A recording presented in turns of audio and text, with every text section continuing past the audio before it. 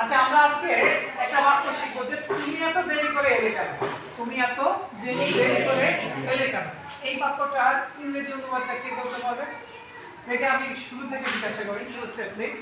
তুমি এত দেরি করে এলে কেন? চেষ্টা করো, আমরা চেষ্টা করি শিখি। তুমি এত দেরি করে এলে কেন? You late. আচ্ছা দেখি তুমি বলো। Why are you late coming? আচ্ছা আর তুমি বলো। তুমি এত দেরি করে এলে কেন?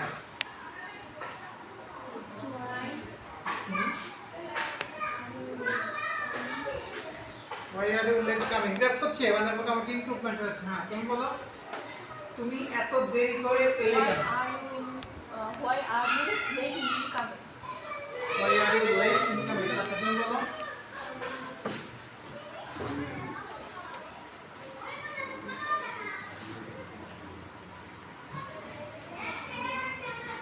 আচ্ছা বলো তুমি বলো।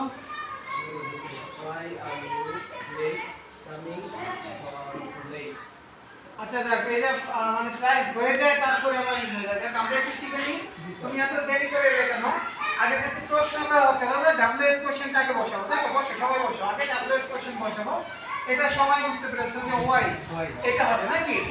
আচ্ছা তুমি এরপরে সাধারণত কি ভার্ব বসে? কি বসে? ভার্ব। তাহলে ভার্বটা হচ্ছে কি? ভার্বটা এখানে আমরা আরো দিতে পারি। আমার আশা ইংলিশ কি? কাম। আমরা এখানে কাম দেব নাকি? এখন সরি আমরা ভয়ের পরে সাবজেক্ট কিন্তু বসাই দিই এখন। সাবজেক্ট বসাতে আমরা সাবজেক্টটা কি?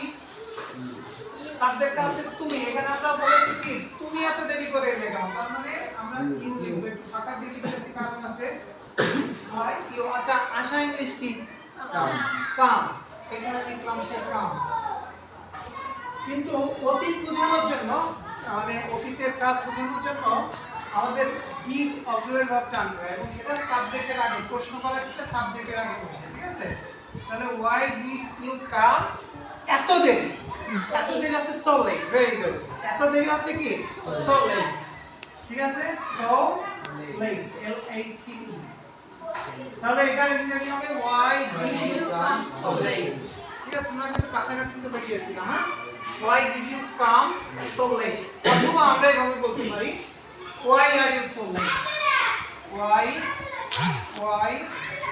are you so late? ঠিক আছে? যে তুমি এত দেরি করে এলে কেন? আমরা শিখেছি না তুমি এত দেরি করে এলে কেন? এই বাক্যটা আমরা শিখলাম। ওকে ঠিক আছে ধন্যবাদ। আচ্ছা